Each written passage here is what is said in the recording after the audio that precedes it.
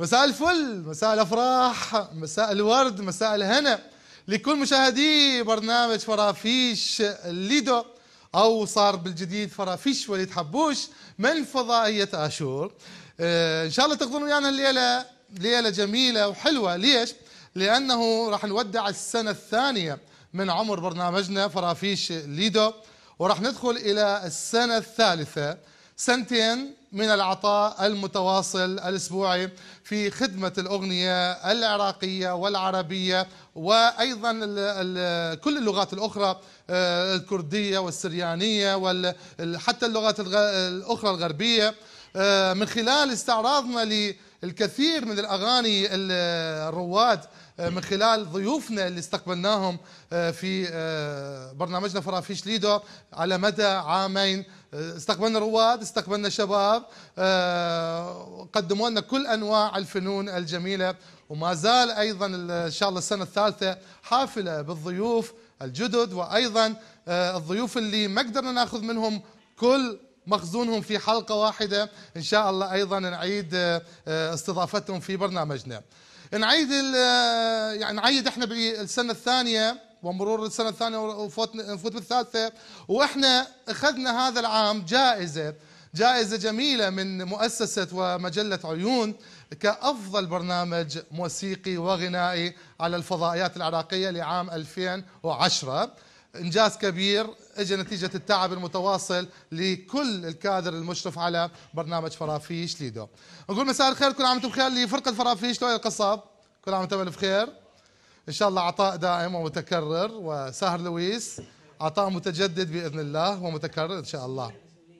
مسؤوليه كبيره اكيد، بس انتم قدها، الكل ان شاء الله قدها. البرنامج وعدناكم انه تغيير في شكل والديكور في هذه الحلقه، ولكن بصراحه ما لحقنا نكمل كل الاجراءات، لذلك اجلناه على الاسبوع المقبل. راح تشوفون شكل واسلوب جديد، وحتى راح نستقبل كتاباتكم على صفحه الفيسبوك مباشره على الهواء الاسبوع المقبل ان شاء الله. ما نطول عليكم، سهرتنا حلوه، ضيفنا مميز هذا اليوم. من هو ضيفنا؟ راح نتعرف عليه من خلال هذا التقرير. نشوف التقرير سوا ونرجع.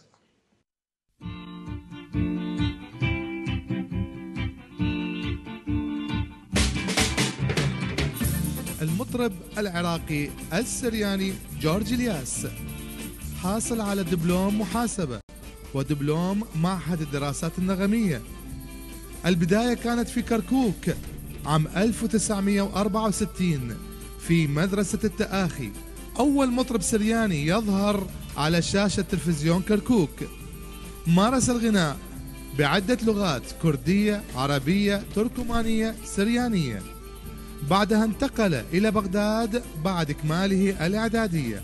عام 1973 تم قبوله كمطرب في الإذاعة والتلفزيون في الإذاعة السريانية في بغداد. أول أغنية عام 1973 وكان أجرها 14 دينار. انضم إلى معهد الدراسات النغمية عام 1977. ساهم في تدريسه أساتذة كبار مثل شعوب إبراهيم، غانم حداد، سالم عبد الكريم، روح الخماش، سلوى شاميليان مدرسة الأوبرا، والعلامة الشيخ جلال الحنفي.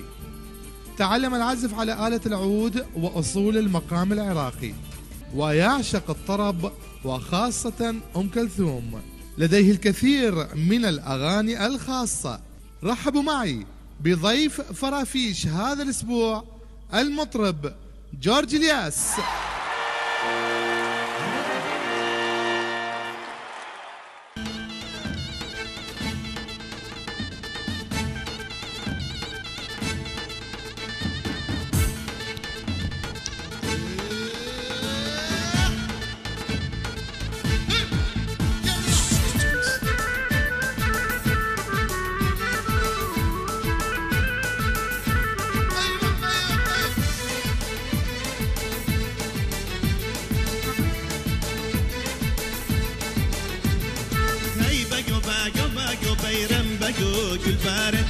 باقو باقو باقو خاتون زينة ما شاء الله.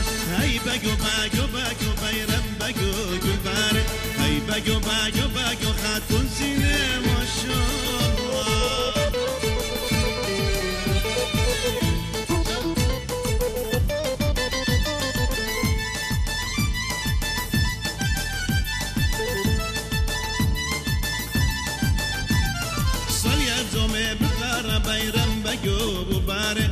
يا زومي بقاتا خاتون زينة ما شاء الله إلنا بقينا قلو لبيرم بقو قلبارة إلنا بقينا قلو لخاتون زينة ما شاء الله.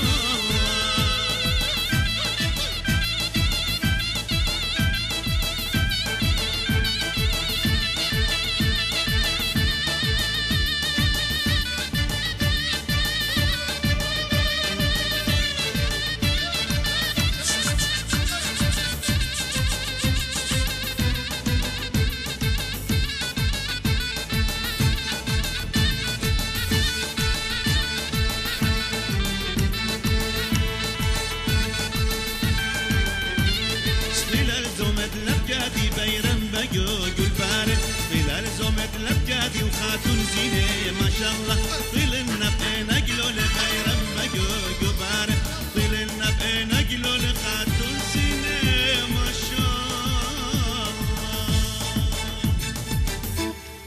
الله. مليون هلا بفنان العراقي السرياني الكبير جورج الياس. اهلا وسهلا. مساء الخير. هلا استاذ وليد. قبل ما نبلش احب اهنيك طبعا على البرنامج الحلو والف مبروك على مرور حسب ما اعرف سنتين. نعم. انت دخلت يعني بالثالثه بعدك شباب يعني المفروض السنه عن سنه 3 سنين يعني وين بعدني. والف طبعا شكر لقناه فضائية عاشور نعم اللي استضافت هذا البرنامج. اكيد بيتك فضائية عاشور وبرنامج فرافيش ليدو. والنعم منه. نقول لك الحمد لله على السلامه اولا. تسلم الله يخليك. ناصر تعودتك من الغربه. اهلا وسهلا. الغربه مره اكيد مثل ما يقولون بالاغاني. ماكو امر منها. كم كانت سنين الغربه؟ 16 سنه تقريبا. كبيره 16 سنه كفايه. عمر يا عمر هذا. ان شاء الله يعني عوده اخيره للعراق ان شاء الله بعون الله باذن الله. بضمن التقرير اللي قدمناه اول اجر كان 14 دينار. يعني كان الفنان يقبض من يسجل. طبعا هذاك الوقت كان 14 دينار. بدي احكي لك اني بال 73 اول اغنيه كانت ايناتي يخكينا الحان وكلمات المرحوم مشان كنو. انا قاضيت 14. الملحن صور 6 دنانير والمؤلف 5. بس شيء جميل انه كان اكو دعم للفنان والشاعر والملحن يشجعك انه تسجل. مو تدري ليش كان المهم؟ اهم شيء كان ذاك الوقت يفحصون الاغنيه، يعني ماكو انت تجي تسجل اغنيه بلا فحص.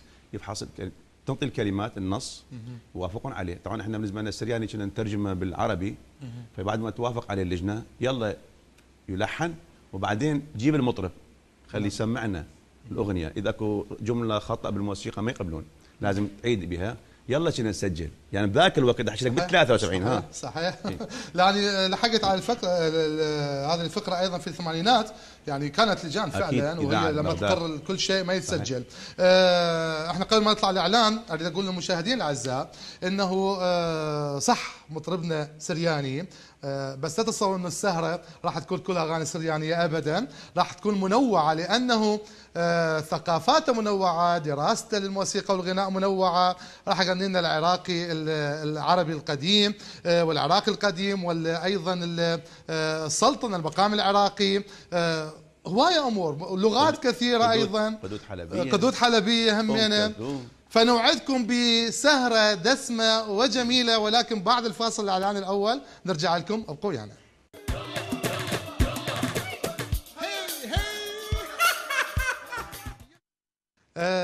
ايضا احب اقول انه اليوم ما عندنا مسابقات، يعني اليوم هي احتفاليه مناسبه عيد ميلاد البرنامج. المكالمات متاحه فقط للي يحب يقترح علينا مقترحات جديده في السنه الثالثه، فكره جديده، فشي ما عاجبه بالبرنامج، ملاحظه معينه، يحب يسال ضيفنا، يطلب منا شيء. فاليوم المكالمات ما عندنا مسابقات، راح تعيشون ويانا سهرة جميلة وسعيدة وحلوة مع ضيفنا الفنان العراقي السرياني جورج الياس. مرحبا مرة أخرى. مرحبتين. قلت لك الله بالخير. أتصور إيه البارحة كان. أيضا من ضمن التقرير درست في معهد دراسات النغمية. أكيد. دراسات نغمية اختصاصها مقام عراقي واختصاصها الأغنية التراثية العراقية. أكيد. شنو اللي خلاك تذهب واللغة العربية تنسى طبعا من قلت أكيد اللغة العربية واللغة. أنا كنت طبعا كمطرب سرياني يعني معناتها خلفية مسيحية. نعم. فمن تريد تغني العربية مو سهلة. انت تكون خلفيتك مسيحي وتجي تغني عربي، يحتاج لك الى درايه باللغه العربيه. نعم. فطبعا هالمعهد انطاني الكثير. طبعا درست التجويد، درست الفسلجه، وكان عندنا صور وقتها، طلع بالتقرير العلامه جلال حنفي اللي علمنا التجويد، انا كنت اطلع اول وثاني على طول على الصف. فطبعا درسنا القلقله والتفخيم والترقيق والاشمام وحروف الشم والى اخره. بعدين درسنا، كان عندنا مدرسه اوبرا سلوى شامليان، نعم. الله يذكرها بالخير. مذكوره اي بالتقرير. فدرستنا شلون ما يحسن الصوت، ما يضر الصوت، شو تسوي قبل ما تغني، وثانيا بعد المهم كان هالجمله الموسيقيه شلون تقدر تكفيها هذا النفس، بحيث مثلا عندك فت شعر شلون تغنيه مثلا بموال بحيث يكفي نفسك ويا هالجمله الموسيقيه، مثل ما نشوفه بالستار اكاديمي في النفس طبعا هذا ضروري كلش للفنان كلها. فبعد طبعا بعد ما نجحت اعتقد القسهلاي ايضا ساهم. هو طبعا العلامه الابيلاي ساعدني صراحه بوقتها، من كان اغني يعني بالجمعيه ناطقين باللغه السريانيه، كان على طول يسمعني يقول انت ربع تون مالك نظيف كلش، ليش ما تروح تقرا؟ يعني هو كان صراحه الحافز. فوقتها من اجى وياه اخذنا استماره ودخلنا، كان طالبين 30 واحد، احنا كنا مقدمين 523. طلع اسمي اول اسم يعني بالمقابله. بعدين استاذ شعوبي قال اكو مطرب جاي اسمه جورج الياس، يعني حاضر هو مطرب مقام. فابتدي كبدايه ما تقدر تغني مقام انت راسا، يعني سهل، مقام مو سهل طبعا. يجي كبدايه مطرب ما عنده درايه بالمقام، لمقام هو عنده اسس، عنده يعني 1 2 3، مو كل من هذا الموال هيك نغني موال، بس المقام عنده بدايه، عنده الميانه، عنده التسليم والى اخره. هذا إيه؟ فهذا طبعا اللي شجعني ان اقدر اقول بعد ما تخرجت اقدر اقول انا اقدر اغني اللغه العربيه. كان تحدي كبير بالنسبه لك انه تتقن لون اخر ما كنت متعود على اكيد. قبل دخولك لمعهد الدراسات كنت تغني باللغه العربيه ولا فقط سريانيه؟ انا كنت اغني تري بالحفلات اغاني لبنانيه مشكله تري، يعني تركيه عراقيه، يعني قديمه جديده، بس كدراسه ما يعني اغني مجرد اغني، بس انت من تجي تغني يختلف ما تغني بحفله، اما تغني اساتذه يسمعوك ينطون شهاده بيك، رايهم بيك، يعني انت هل انت دارس تبين ثقافتك، تبين من خلال نطقك للحرف او نطقك للكلمه. زين شلون نثبت هذا الموضوع عمليا؟ نغني لك مقام. نغني مقام؟ اي ليش ما نغني؟ اي مقام تغني لنا؟ شرقي راست يابا. شرقي راست. الى جاهزين فرقه فرافيش، نسمع مقام شرقي راست لفناننا جورج الياس ونشوف ترجمه كلامه كله من خلال المقام.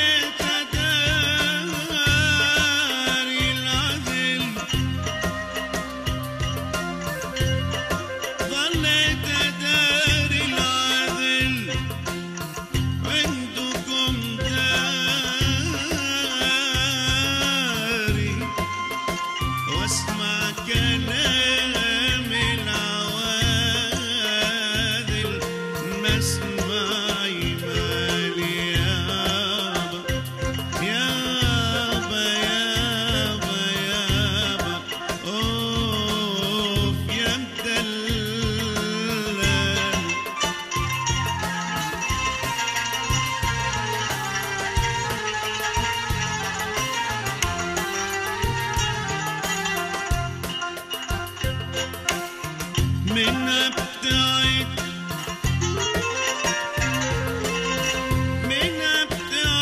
عنكم مالي صبر مالي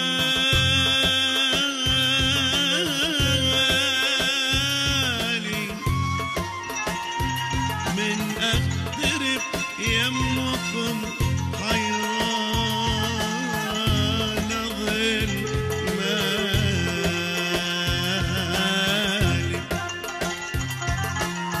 من ابتعد عنكم مالي صبر مالي من اقترب يمكم خيران اظل مالي مسحور انا والنبي مسحور انا والنبي تايه ولا داري يابا يابا يابا اوف يا غالي هالليلة حلوة حلوة وجميلة هالليلة حلوة حلوة جميلة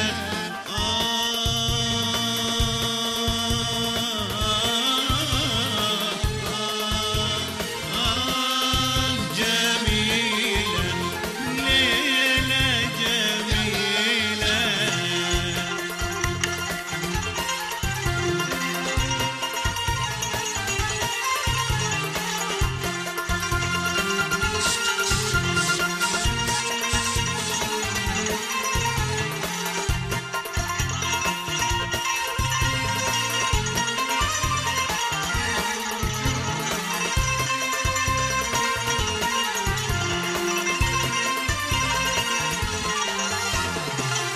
يلي وقاعد بالبيت ناوشني صباك يلي وقاعد بالبيت ناوشني صباك لو ما حاجة يا الناس لانزل وطالك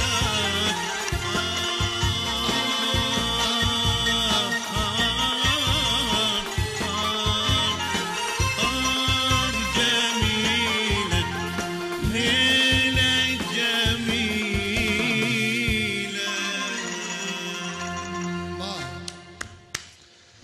فعلا سمعنا ترجمة لكلامك ما شاء الله مقام جميل حلو تسلم، الله بحذافيره حلو أكيد يعني اللي يتابعنا من المختصين ماكو احلى من المقام العراقي صراحه.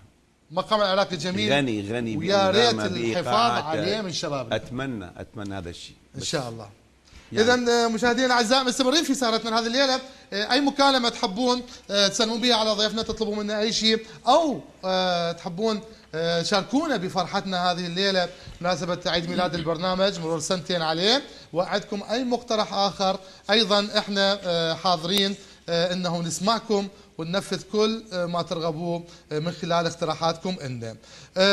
دبلوم محاسبه مارستها المهنه؟ صدق ما مارستها لان مارست بس من تخرجت تدري اشتغلت بمكتب بس طبعا طابعه لان احنا بالمحاسبه مو درسونا محاسبه درسونا الطابعه العربي والانجليزي وكان اكو دروس هوايه فمارست بس الطابعه وقتها اشتغلت بمكتب مقاولات لمده 3 سنوات بعدين اشتغلت بشركه اجنبيه بالعراق الى ان فادتك ايضا انه في خلال المثل ماكو حفلات او ماكو شيء انت عندك عمل مثلا اكيد انا بوقتها من كنت حفلات كنت اشتغل بس بالليل تدري السهر بالنهار تشتغل بس كنت اتعب وايد لان الصبح اروح للشغل ان انا سهر بعدين بالليل اروح يعني تدري العصر اروح بالاربعه ل8 للمعهد من 8 اجي ابدل يدوب اشرب لي شاي بالعشرة تدري ايام كانت تبلش السهرات من 10 وفما فوق صحيح ل4 الصبح هذا كان شغلنا لمده 5 سنين كانت في بعض الاحيان اكيد ايام ذاك الوقت ايام جميله حلوه. بالتقرير موجود انه عام 64 كانت اول اغنيه يعني قد يتساءل البعض ايش قد كان عمره العاد؟ انا كنت كلش صغير الصراحه من سجلت الاغنيه يعني بدليل كانت اغنيه سوريتا من دمي، سجلتها عن طريق فريق سكاوت يعني كشافه. فطلبوا من عندنا في الابتدائيه يعني. اي ابتدائيه اخوهم اي. يعني طلبوا من عندنا عربي كردي تركي سرياني، يعني ما يحويه المجتمع العراقي. نعم. فاني طبعا كنت مختار من قبل اللجنه ذاك الوقت فحصوا الاغنيه. ذاك الوقت قالوا جيبوا كلماتنا لازم نفحصها، فحصوها يلا غنيتها. بس طبعا هذا احكي لك اول مطرب سرياني كان ذاك الوقت. ورا طبعا تدري 3 ايام ما طلعت من البيت من خجلي. اجى علي المدير، انا كنت طبعا العب كره قدم. حلو. يعني للمعلومه يعني اخاف الناس ما تعرف عني، يعني كنت رياضي يعني جيد جدا. وما زال محافظ على اللي رشاقتك يسمعوني يعني ليش يعرفون اني كنت رياضي اكثر ما كنت اميل للموسيقى. بس بعد ما تحولت الى بغداد واستقريت اكثر، فتدري يعني الكبرى من حوبته، انت مو 40 سنه تقدر تقول اني بعدي شباب بالرياضه، بس العبها للصحه للياقه. اللياقة. عندي نور، نستقبل نور وارجع لك. مساء الخير نور. مساء الخير نور. مساء الخير. مساء الفل، شلونك؟ مساء الخير استاذ. يا اهلا وسهلا، مساء الخير. شلونك؟ الله يخليك. هاي نور، كل عام وانت بخير واحنا بخير. كل عام وانت بخير ويا ربي دائما متألق نشوفك. الله يسلمك يا نور. أنا لو هو انت ايضا متألق استاذ. تسلمين، اهلا وسهلا. عندك اي مقترح نور، اي فكره جديده نحب نضيفها للبرنامج؟ والله شو اقترح، انت مبدع استاذ وليد ودائما تطلع لنا يعني مبدعين. الله يسلمك، تسلمي لي. تسلمين، الله يخليك. نور انت من بغداد؟ حبيبي اي نعم من بغداد. نور اني مستمعتك الدائمه نور اخت مريم. اها اهلا مرحبا نور، يا هلا وسهلا، يا هلا مرحبا. نعم. سلمينا على مريم ايضا. وهي ايضا تسلم عليك وتقول لك كل عام وانت بخير. وانتم ذواقين دائما تطلبون من عندنا الاغاني القديمه الحلوه ايضا، تحياتنا.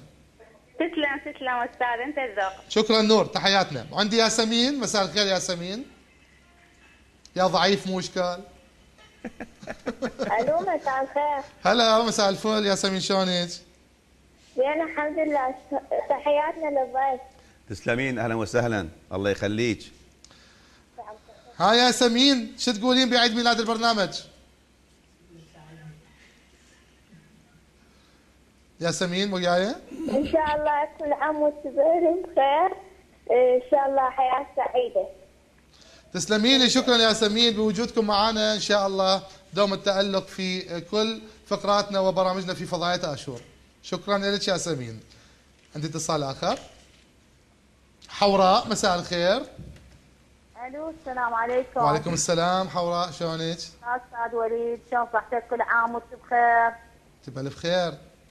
تسلمي لي. ان شاء الله يا رب تتألق بالنجاح الدائم.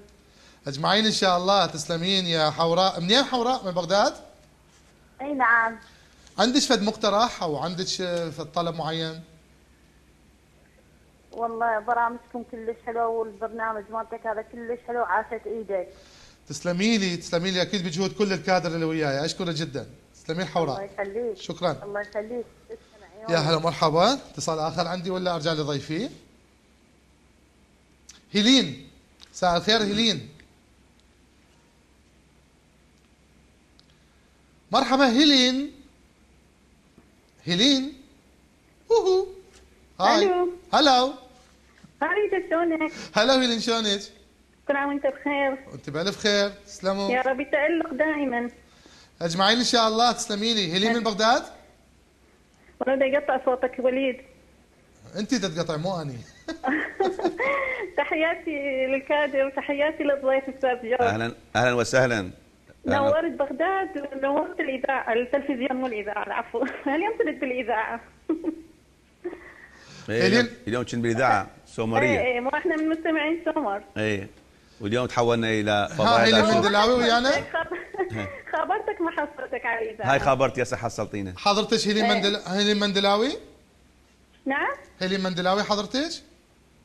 نبيله انا استاذ وليد. منو؟ نبيله قالوا لي هيلين. ما عرفتني؟ هلا نبيله، شلونك؟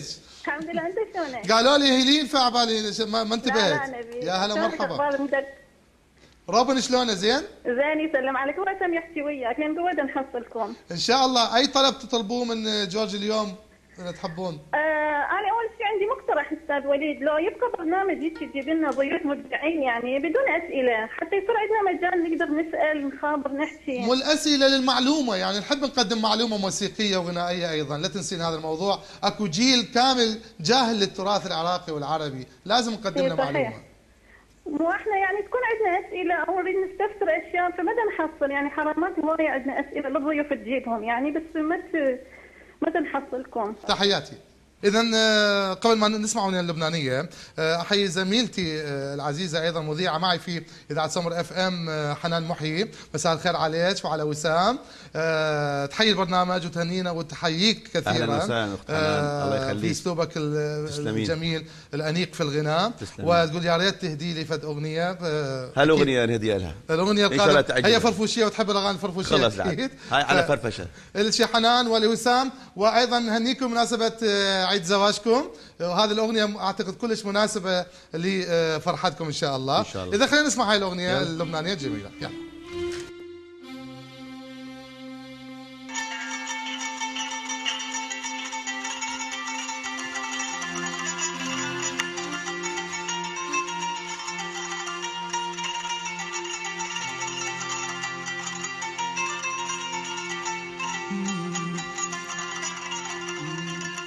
ميلي ميلي ميلي ميلي ميلي يا حلو مقابلي، خلي قصرك يلوي يلوي تحت الجدول الطاولي. ميلي ميلي ميلي ميلي ميلي يا حلو مقابلي، خلي قصرك يلوي يلوي تحت الجدول مقابلي.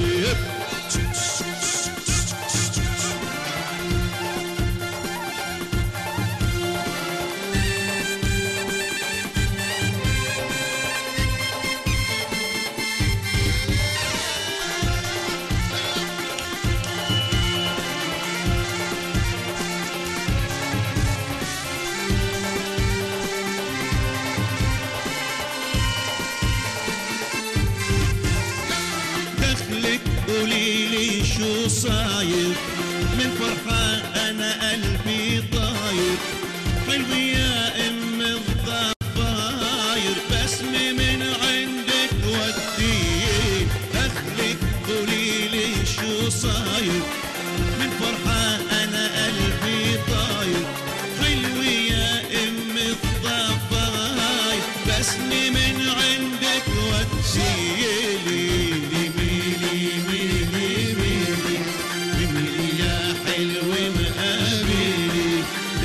قصرك يلوي يلوي تحت الجدول الطاولي.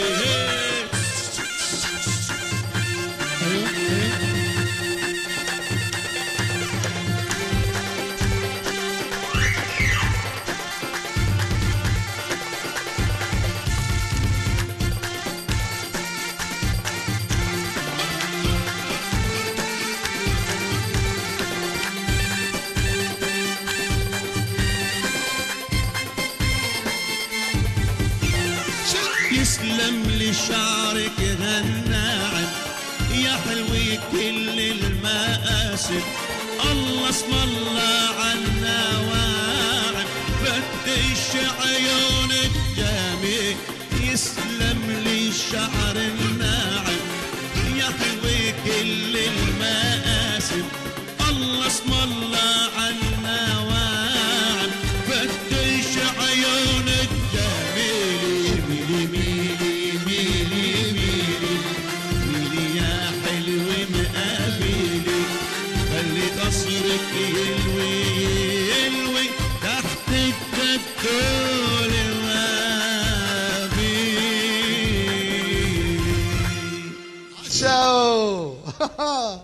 شو الاجواء الجميله، شو الاجواء الحلوه. عاش عاش عاش. ان شاء الله عجبتهم.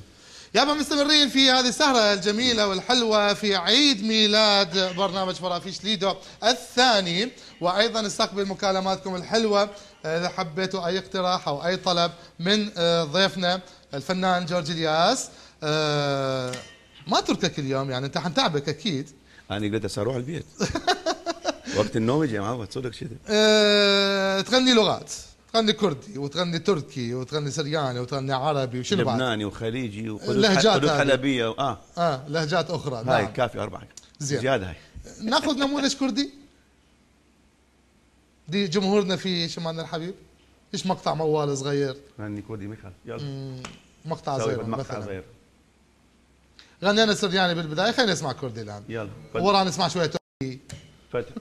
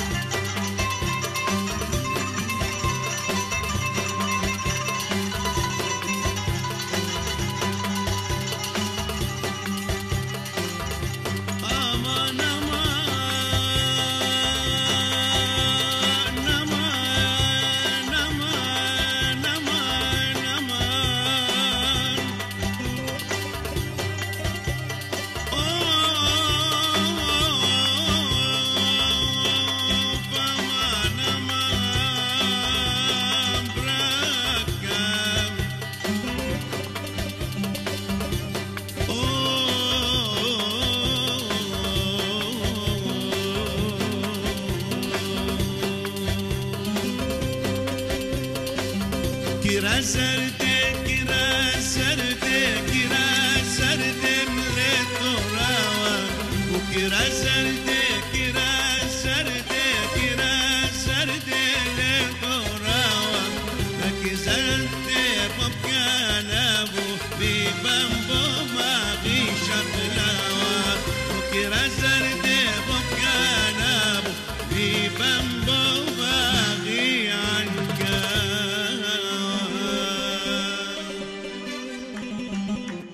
دلل. حلو، يعني احنا تنبين للمشاهدين الاعزاء انه قدراتك الجميله في غناء كل الالوان. حلو. تركي بعد طبعا بالتركي شويه، تركماني شيء. ما يخالف، انطينا هم بيات الصوت حتى نفس الايقاع نفس الايقاع.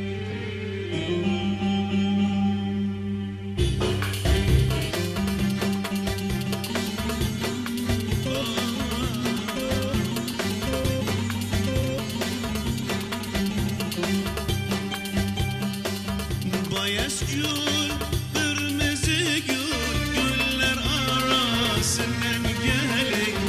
Bayas gül, kırmızı gül, güller arasından gelik.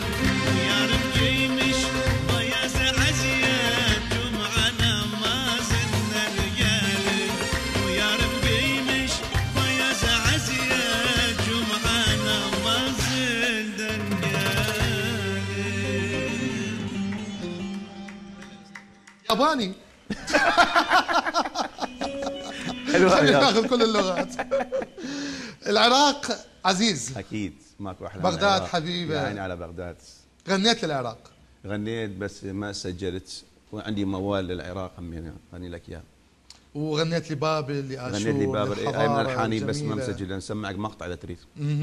يعني ليش سالتك هذا السؤال؟ انا وانت اكيد راح شو اسمه، ليش يعني سالتك السؤال؟ انا بهذه الحلقه ايضا احب احيي دكتوره عراقيه حققت انجاز كبير للعراق، وهي اصغر دكتوره في عراقيه يعني تحصل على هذا المنجز.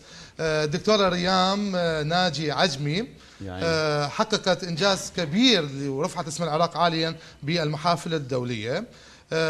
فنتركك تحضر لنا الموال عن العراق او الاغنيه، ونشاهد هذا التقرير عن الدكتوره ريام ونحييها من الان. نشوف التقرير ونرجع.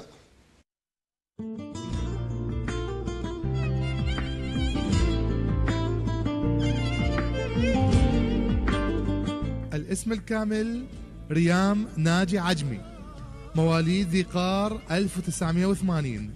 أكملت دراستها الجامعية وحصلت على شهادة البكالوريوس لعلوم الحياة من جامعة البصرة عام 2002، وشهادة الماجستير بعلوم الحياة من الجامعة المستنصرية عام 2006، وشهادة الدكتوراه بعلوم الحياة من كلية علوم البنات جامعة بغداد الجامعة الأم، وكانت حريصة على الدراسة فيها جدا، وكان تخصصها الدقيق التلوث البيئي في مجال البيولوجي للعام 2010. كان حضورها واضحا في المؤتمرات التي تحدث داخل وخارج القطر، ولديها الشهادات التقديرية بهذا المجال من الأبحاث، واستفادت كثيرا من الأساتذة الخبراء في هذا المجال، وكان لها اتصال معهم. حاليا تعمل تدريسية في كلية العلوم الجامعة المستنصرية قسم علوم الحياة. تم قبولها على دراسة ما بعد الدكتوراه في جامعة كوينز الكندية وأدنبرا البريطانية لعام 2011 لإجراء البحوث الخاصة بمجال البيئة والتلوث باستخدام نظم المعلومات الجغرافية والتحسس النائي. تم اختيارها بعد التقييم العلمي لها عالميا، وقد نالت جائزة اليونسكو للشابات لعام 2011، وهي جائزة كجوائز النوبل والأوسكار. تم اختيار 15 باحثة من كل بلدان العالم، علما أن عدد المشاركات كان أكثر من 1400 مشاركة. تقول الدكتورة ريام ناجي عجمي: أنا فخورة بذلك لكوني مثلت بلد العراق ورفعت العلم العراقي بين بلدان العالم بعدما كنت أرفعه في ساحات المدرسة، رغم أن منذ عام 1995 كان أول حفل يقام، ولحد الآن كان مقعد العراق شاغرا لم يشغله أحد. تحية وتهنئة من فرافيش وليد حبوش وقناة آشور الفضائية إلى العراقية الأصيلة دكتورة ريام ناجي عجمي.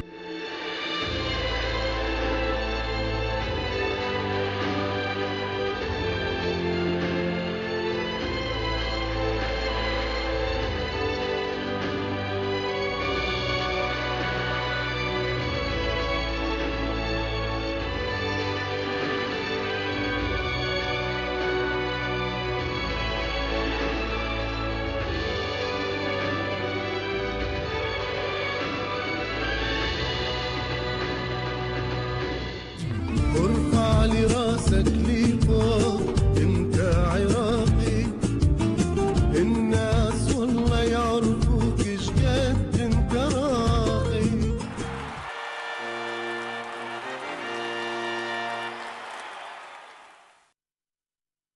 تحية لكل مبدع عراقي، تحية للدكتورة ريام ناجي عجمي، تحية لكل مبدع عراقي. يا رب إن شاء الله يجي الوقت انه الدولة تهتم بكل مبدعينا، بكل فنانينا، بكل رياضيينا، بكل من يرفع علم العراق واسم العراق عاليا. يرجعون ان شاء الله كل المغتربين لبناء العراق ان شاء الله الجديد باذن الله. عندنا مفاجأة لك، اتصال. قول الو. الو وليد، مفاجأة اللي يمك هذا قاعد يمك. الي يعني الي لو الي ها انت صديق ما ناسيني انت، يعني صديق شو اسمه مظفر حبوش. شو يصير منك مظفر؟ مظفر حبوش لو حبوش وياي مو وياي دكتور مظفر حبوش. شو يصير منك؟ هلا بدكتور، كل شيء ما يصير مني. حبيبي بس حبيبي بس الضيف قول له على الصديق ببغداد منو سأله اليمك جورج من؟ على الصديق الي؟ لا هو فد لحظة صار عنده اختلاط بالامر، بده يحكي وياي هو. اوكي من وياي؟ يقول له جورج اول سنه جورج اول، وبعدين ابارك لك على السنه مالتك. ماشي حبيبي، يلا جورج بس نعرف اسمك. ولك جوزيف. هلك جوزيف، لك حبيبي جوزيف الحكيم، لك صدق كذب. لك يفتح على السوداء بنجي بالعجل بالصورة، قلت بالعجل خابقين انا اسلم عليه. حبيبي حبيبي يابا والله مشتاق لك. اجيك انا ادري انت وصلت ديترويت. جوزيف ابو وسام، انت وصلت ديترويت والله اجيك لازم اجيك. انا خبرتك حبيبي بعمان هسه. انت بعمان هسه؟ عنكاوي اول. اي زين ليش ما تجي لعنكاوي انت؟ اي ما يسمعك بس هو يحكي. وبراس الشهر ارجع لامريكا. حبيبي اي والله مشتاق لك الله يخليك. مشتاق لك. ادمون دائما يخابرني، اقول له ظالم ما طول اخ وليد يمك ويطلب منك اغنيه تركيه غني مال هذا ظالم عليك عليهم والله عليهم. شنو خضير وياك خضير هذه؟ وليد طبعا جوزيف هو صاحب معمل ميناء كان شارع السعدون. حبيبي ابو سام، سلم لي والله فرح شفتك غزال، فرج عليك غزال اباوعك. مشتاق لك والله. بس اشكرك قلبي ابو الين ورد حكيت ويا ابنك شو مره بكندا ويا زمون دائما خطي جاني. ادري مو حكيت وياك حتى وانا منو احد اصدقائي لك منو انا قومت زيت يا جوش. واخ وليد ملك ومنور الشاشه بالضحكه بعد ما اخذ التاج حتى يصير ملك. وليد حبوش حبيبي جوزيف مليان الشاشه بيك. الله يحفظك الله يسلمك، وان شاء الله تعود للعراق ونشوفك يا جوزيف. سالتني عن ما اعتقد لا العراق راح تعرف عراقنا راح ولو يعني بس ان شاء الله انا بغير الشهر راجع لامريكا نشوفك ان شاء الله. ان شاء الله وعبر كندا نشوفك. اوكي حبيبي ابو وسام حبيبي شكرا. سلمي على اهلك تسلم الله يخليك. سلم انت سلم وليد ومبروك السنه الجديده. تسلم لي حبيبي. الله يحفظك. تسلم يا عمري. شكرا لاتصالك، شكرا حياتي. تسلم. حلو، روحها جميله وحلوه. يعني سلوك يعني اريح ما تقعد وياه. لا مبين من ضحكته. ورده ابو سام. فاصل اعلاني اخير ونرجع. ابقوا ويانا لا تروحوا بعيد، ليلتنا حلوه.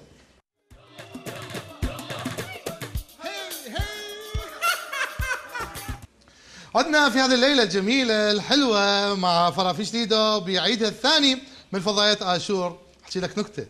شو تقول؟ يلا. انا احكي نكته. لا انا احكي لك نكته. يلا. اذا عندك نكته احكي لي. اذا مو حلوه ما اريدها.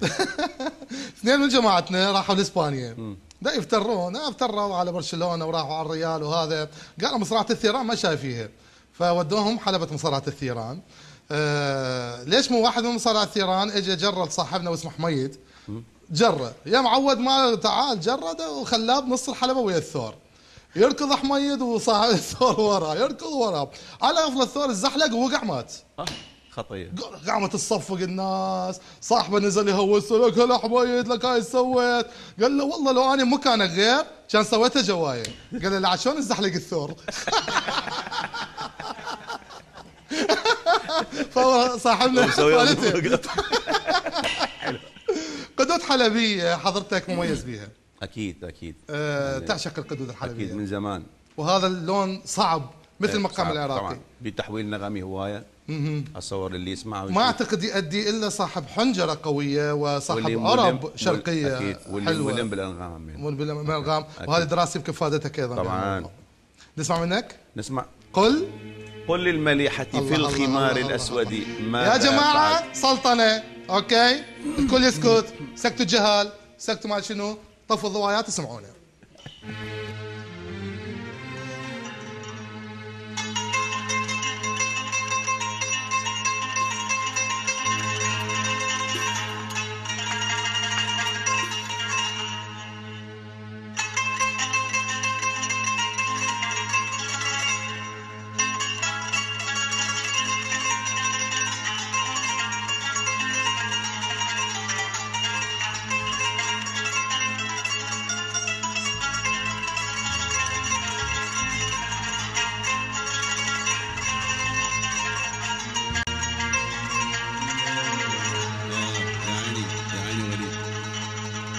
قل للمليحة في الخمار الأسود ماذا فعلت بناسك متعبد.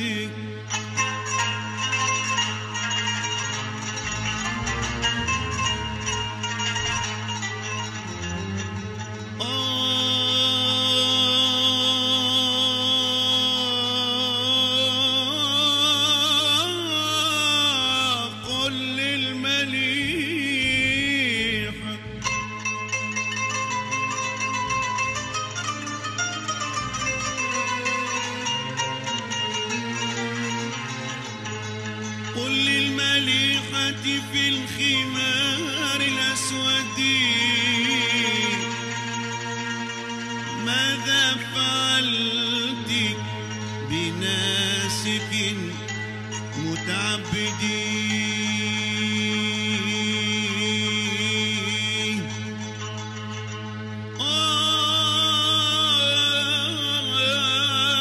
قل للمليحة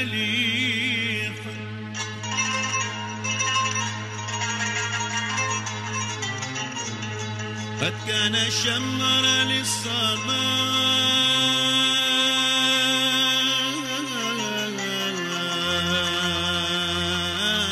للصلاة قد كان شمر للصلاة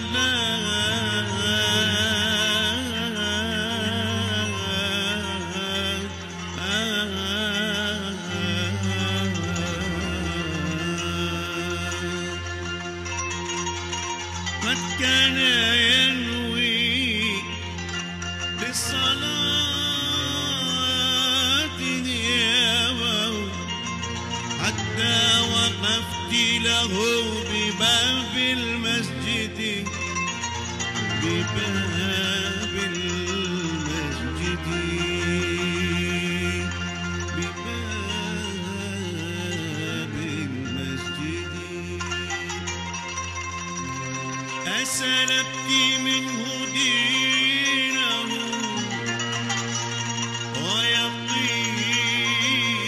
ويقينه أسلبت منه دينه ويقينه وتركته في حيرة لا لا لا لا لا لا لا لا لا لا يهتدي ردي علي صلاته وصيامه ردي علي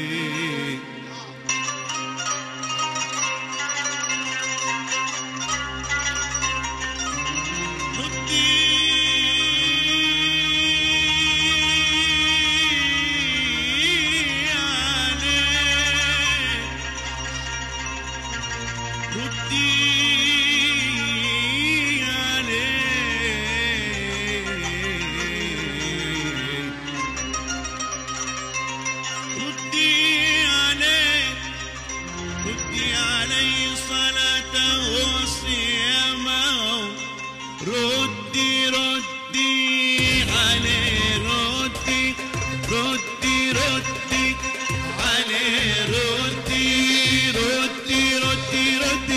عليه ردي والنبي يا عيني والنبي يا عيني يا ردي عليه ردي عليه ردي والنبي يا حلاوة والنبي ما تردي يا عيني ردي عليه ردي عليه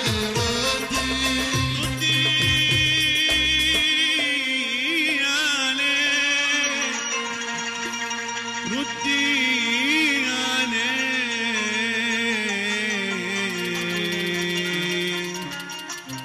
ردي علي صلاته وصيامه لا تقتلي بحق دين محمد لا تقتلي بحق عيسى وأحمد قدك المياس يا عمري يا غصن الملكة يوسف قدك المياس يا عمري يا غصن الملكة يسري وانت أحلى الناس في نظري جل من صواب يا قمري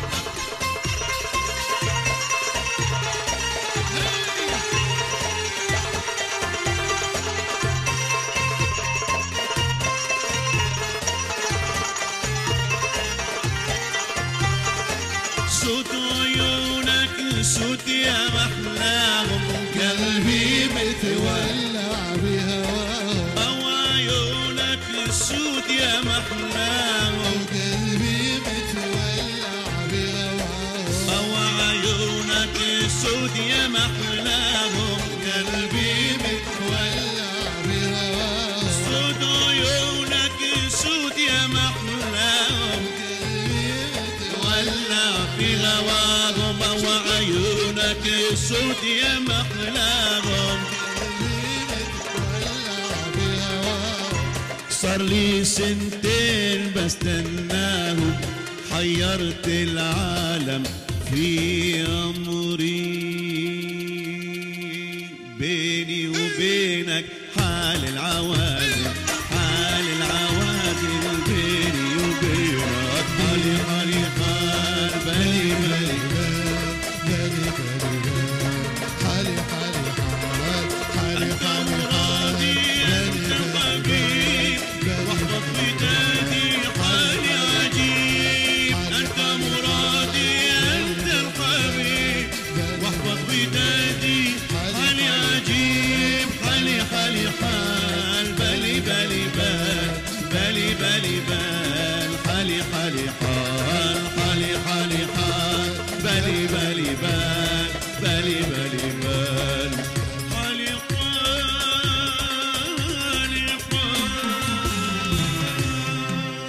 الله. تسلم عيش على تسلم. الجهد الصوتي. تسلم. الله جميل يخليك. حلو الله يخليك. قدرات حلوة. تسلم. جورج الياس ليش ما خادم نفسك اعلاميا؟ لان عندنا ماكو اعلام. انا منطقه فانكوفر كندا ماكو اعلام عندنا والجاليه قليله يعني بس كان اكو تلفزيون كانوا مسيطرين عليه اللبنانيين وسوي لقاء حتى نفس صاحب التلفزيون اعجب قال هذا هنا موجود احنا ما ندري. نعم. بعدين التلفزيون انسد.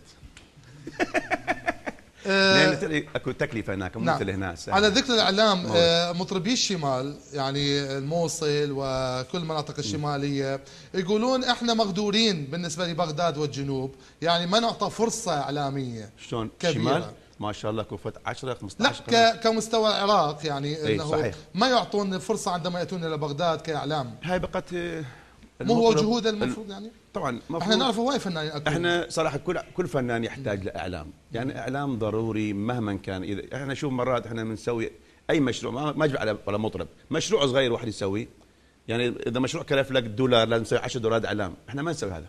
مطرب من يبدا يطلع جديد شوف بلبنان بعد ما طلع صوت خامه جيده راسا استلموه شركات صح. احنا ما عندنا شيء. شركه يعني لها دور مهم طبعا شركه هي لازم اكو شركات انتاج. كان اكو وقتها حضر ما حضر ذكر ايام زمان. نعم. بس هم ما سوت هذا الشيء مجرد كانت شركات تجاريه سينمائيه واكثر شيء كانت ومسلسلات. ابنك يكمل الطريق ألين. اكيد هو صار مطرب طبعا هو خريج مع الدراسات الموسيقيه ايضا وموزع وعندنا استوديو وهو سجل يغني أغاني سجل اغاني هو اغاني السريد مالتي الاثوري هو سجله اخر شيء ووزعه. ابني الثاني ايدي هو هم جرافيك ديزاينر هو يسوي الكفر مالتي. حلو. يعني احنا يعني شلون شركه متكامله بعد عندك اثنين الله يخليهم. الله يخليك تسلم. 3 عندي 3 ألان ايدي وعندي تحياتي لهم اذا هم بكندا اذا يشوفونا واذا يسمعونا. تحياتنا لهم اكيد. راح نشوف ألين ابنك في فيديو كليب. هاي منين جايب؟ فاجأناك فيه. هاي زين. نشوفه ونرجع. هاي لازم احنا نقاضيكم عليها.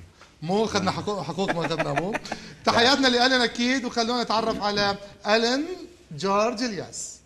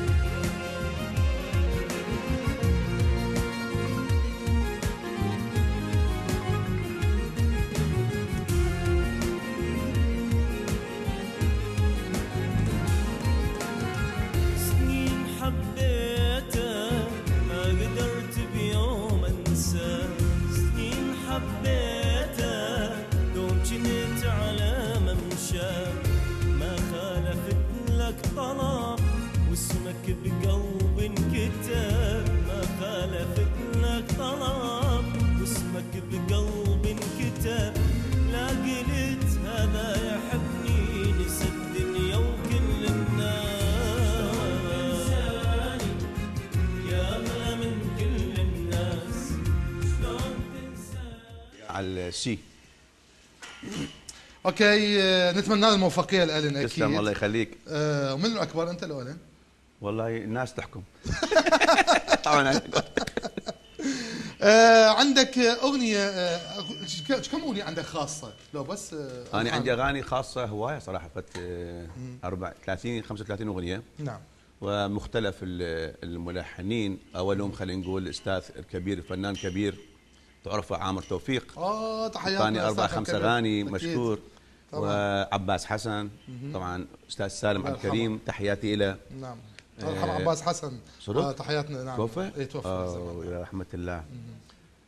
مؤلفين طبعا كان نزار جواد، خفاجي كان، حسين الطائي، يعني هواي ناس شاركوا بهذا. عندك اغنيه جميله عن الحضاره العراقيه. يا الحاني هاي. الحانك بس بمسجله بعد. ممكن يعني نسمعك بس مقطع صغير. مقطع صغير. عسي.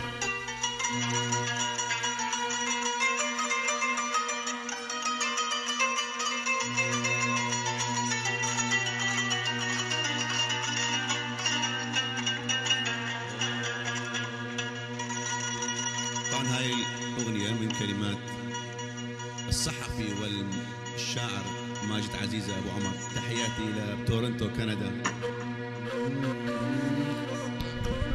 اسمح لي اوجه تحيه طبعا لاستاذي وزميلي العزيز ماجد عزيزه اينما يكون، تحياتنا لك.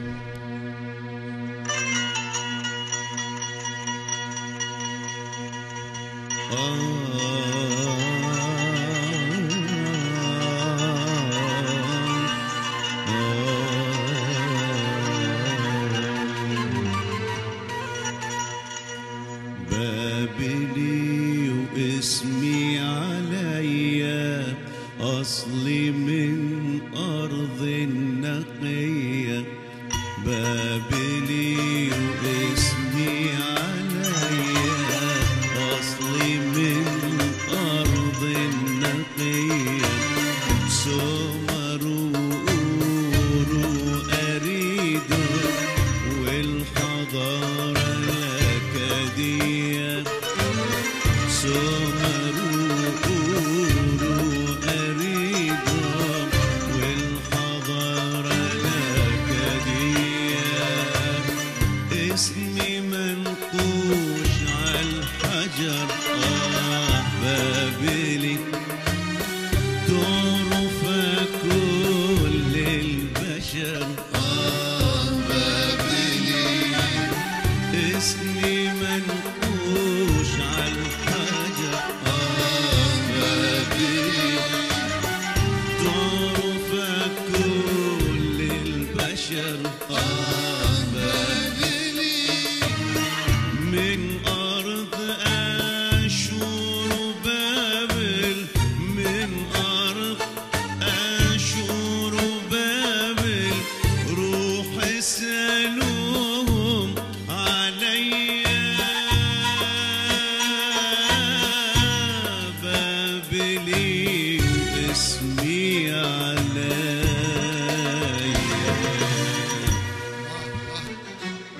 شكرا. اكيد بالعراق ارض الحضارات الجميله. أكيد. حلو سلطنه. اكيد سلطنه طبعا، حالك لازم لازم سلطنة. جميله. انا احب السلطنه. غنيت لبغداد ايضا؟ اي غنيت. بالغربه ولا هنا؟ ما مغني، بس اكو موالين عجبني كلمات وقتها نقلتها من صديق، بس ما اعرف الشاعر، وعندي كلام ثاني همنا الى هم ابو عمر، بس انا اغني الكلام الموجود حتى موالي لا يطلع للناس يغنوا. انا اول مره اغني كلام يعني اللي يغنوه. سلام على دار السلام جزيل، وعتبه على ان العتاب طويل. نسمع مقطع صغير لان سمعك. على مود الوقت يجي يفوتنا. بس مقطع صغير هوني. مش تحب اي نغمه؟ حجاز الصول. حجاز الصول. اوكي.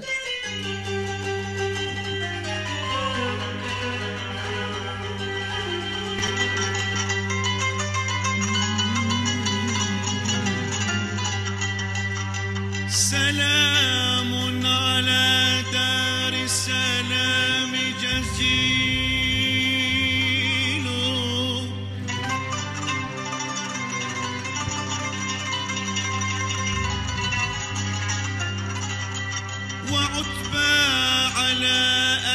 العتاب طويل.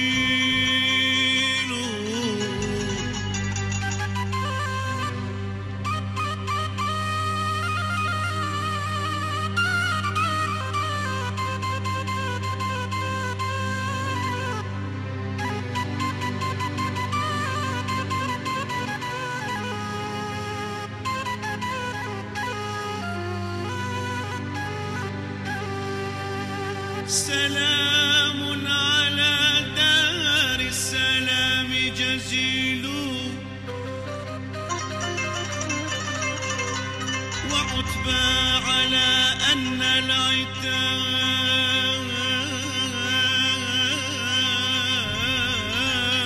طويل.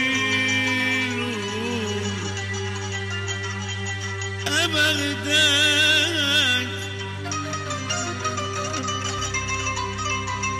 بغداد لا أهوى سواك مدينة، وما لي عن أم العراق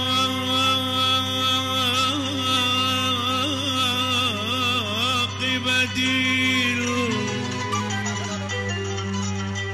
يا عيني عليك، ماكو أحلى من العراق يا عيني. جميل، حلو، والحمد لله على السلامة مرة أخرى، وأهلا بيك في بلدك العراق. إن شاء الله يا رب تعمر أنت وأولادك كل العراقيين من الشمال للجنوب بإذن الله. تعمر بجهود العراقيين، بسواعد العراقيين نفسهم صراحة. الوقت مر، يعني هواية مهيئين أغاني. أكيد. تحياتي لأمي والدة فاتن ميخائيل، تحياتي لها تتابعنا، سلم عليك هواية. الله يسلمها. وتطلب منك شيل أم كلثوم، يعني ما أعرف الوقت يسعفنا أم لا. سمعكم فد مقطع أنا عندنا بعد أيضا الموضوع إلى مقطع صغير. مقطع صغير أنا بانتظارك. مقطع صغير ويا القانون سوي ما ندرك. ها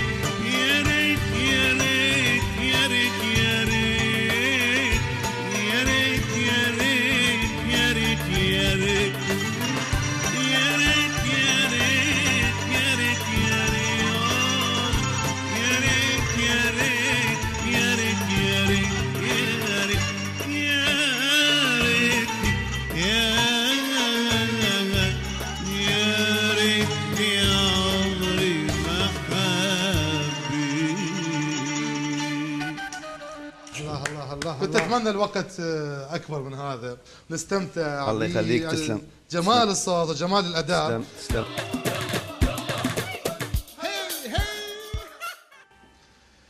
اذا فرحتنا هذا اليوم بنطفي شمعتين من عيد ميلاد من عمر برنامجنا فرافيش ليدو. شمعتين موجودات لؤي. لقطة لقطة. وين اخذنا لقطة؟ شو بدي اكل قبلنا يابا؟ احنا قلنا بس لا ما ندرك لا حجة. احنا قلنا بس باع شوال الكيك بس باع. قلنا تاكل كيك مشوي. على مود نجهز وقت نشعل هذول الصواريخ الحلوين. اذا كل عام وانتم بالف خير اولا، وبرنامج فرافيش ليدو كل الكادر اللي وياي اللي على مدى عامين يعني اجتهدوا معنا بكل جهودهم بكل جمالهم. يعني اولا فرقة فرافيش لؤي وساهر ايضا اشكركم جدا. اشكر ثالثكم اللي كان عمار محمد رافقنا في السنة الاولى كمطرب مع الفرقة. تحياتنا لك يا عمار، اتمنى لك كل موفقية يا رب ان شاء الله. وايضا تحياتنا للكوافير وفاء ترافقنا كل اسبوع معنا مع المكياج مع كل الضيوف. تحياتنا نضغط عليك. كل اللي كانوا معنا الكادر اللي رحلوا الى اعمال اخرى الى اماكن اخرى وجوي كادر جديد ويانا من المصورين. شكرا لهم، ما اقدر اذكرهم يعني كل اسمائهم. شكرا الكادر الموجود الان في الكنترول سلمى القاس. شكرا لاشور موشي بالصوت. شكرا لابو متي بس يتعبنا هواي ابو متي، يلا ما يخالف اوكي. وشكرا لمخرجنا اكيد الاستاذ حكيم كاظم، وقبله كان سرمد اسحاق رافقنا اكيد، وثوره وشمعون رافقونا في الكثير من الحلقات اللي مرينا بيها. المصورين اعذروني بس بيرق عروف وبسام وغسان وداني وبشار اوكي. ايشو ايضا راح تحياتنا لايشو. رامسي على الصوت ويوسف الان معنا يعني كادر جديد جاي البرنامج. نحييكم اكيد مع اغنيتك شرد اقدم لك هديه. شرد اقدم لك هديه عيد ميلادك يا حبيبي استاذ جورج. تسلم. مبروك مبروك لك.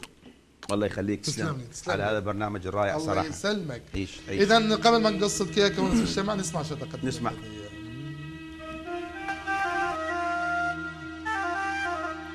شرد أقدم لك هدية عيد ميلادك يا حبي.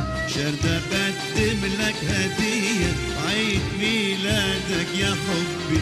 واطلب شمارد مني مهجتي وعيني وقلبي. واطلب شمارد مني مهجتي وعيني وقلبي. قول واتمنى علي شرد أقدم لك هدية هدية.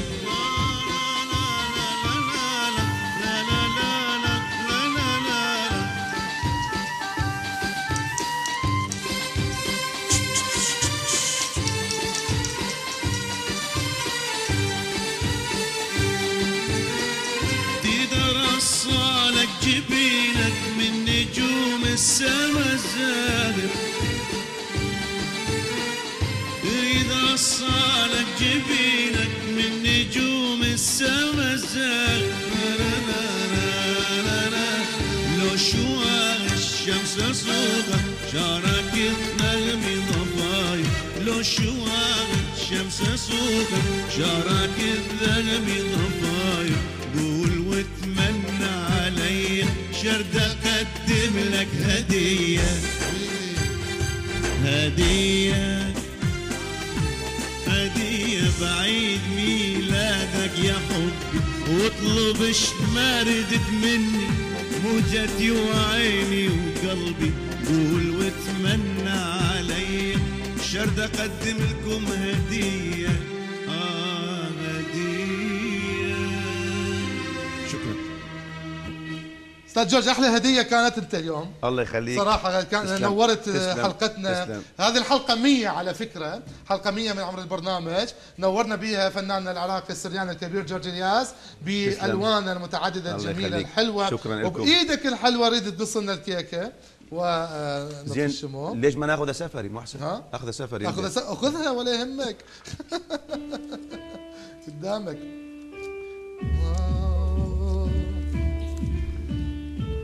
هابي بيرثداي تو يو فرافيش ليدو من فضاية عاشور. Happy birthday to you. Happy birthday to you. Happy birthday to Farafish. Happy birthday.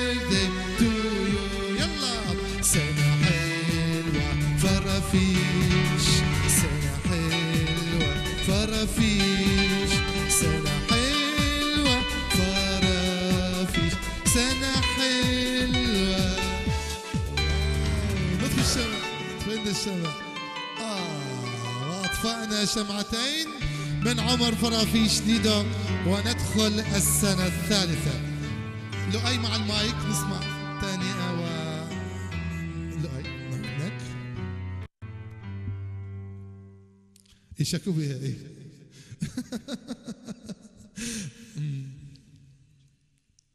الو ايوه بس اوكي نعم. اول شيء اقول كل عام واحنا بخير، وان شاء الله كل سنه واحنا بالف خير، ونقدم للمشاهدين احلى واحلى، وان شاء الله نتقدم لقدام طبعا بوجودك ويانا ويخليك لنا. الله يسلمك وجودكم اكيد. ساهر نسمع كلمه حلوه بمناسبه عيد ميلاد فرافيش. عيد ميلاد سعيد وكل عام واحنا بخير، وهني الكادر ونشرفنا باستاذ بهذا اليوم الحلو. نورتنا استاذ. السنه الثالثه ان شاء الله زواجك ساهر، اللي عارفه انه هي لهالامر. فله شمعه منوره اطلع برا. واخيرا لا بالمايك كلها. اوكي طبعا انا صراحه كلش سعيد يعني بوجود في اليوم، خاصه بالذات اللي يتمم ثاني سنه من عيد ميلاد البرنامج. يعني صحيح برنامج يعني شيق، مو اني اللي اقول، الناس تقول يعني كثير يسوي يعني شلون استفتاء بمنطقه اللي كان بيها باربيل وعنكاوه، وهنا يعني اذا الناس حبوا البرنامج حلو يعني عاشر ايدكم. تحيه خاصه الى كل الكادر اللي يعمل هذا البرنامج، والتحيه اكبر الى فضائيه آشور اللي اتاحت لنا هاي الفرصه، خاصه انا جيتنا والتقيت بالجمهور العزيز وشاهدونا بعد مرور 15-16 سنه. فالف تحيه لكم، وان شاء الله العراق يرجع مثل ما كان واحسن بسواعد العراقيين. وشكرا ان شاء الله. اشكرك مره اخرى. شكرا الفنان الكبير جورج الياس، شرفنا في هذه الليله السعيده الحلوه والجميله. فاتني اشكر ايضا الخياط سلام، اشكره جدا على خياطه لي هذا اليوم، هيئ لي ازياء هذا اليوم. تحياتي تحيات لفضائيه آشور، فعلا انا اكرر لاتاحتها الفرصه الي ولكل الفنانين انه يظهرون من خلال هذه الشاشه اللي جمعت كل العراقيين بدون تطرف بدون طائفيه بدون لذلك حبوها الناس، حبوها كل العراق. أكيد. فضائيه آشور يعني تجمع كل الناس، ما عندها ناس أكيد. معينين. صحيح. في الاسبوع المقبل مثل ما وعدناكم ان شاء الله تجديد اكو في اسلوبنا في ديكورنا، راح نستقبلكم ايضا كلماتكم على الفيسبوك، وايضا ندعو كل المواهب الحلوه اليوم الاثنين الساعه 2 للتسجيل في فقره مواهب. الى اللقاء في الاسبوع القادم، كل عام وانتم بالف خير. باي باي.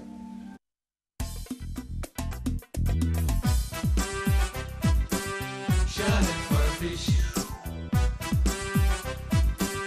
شاهد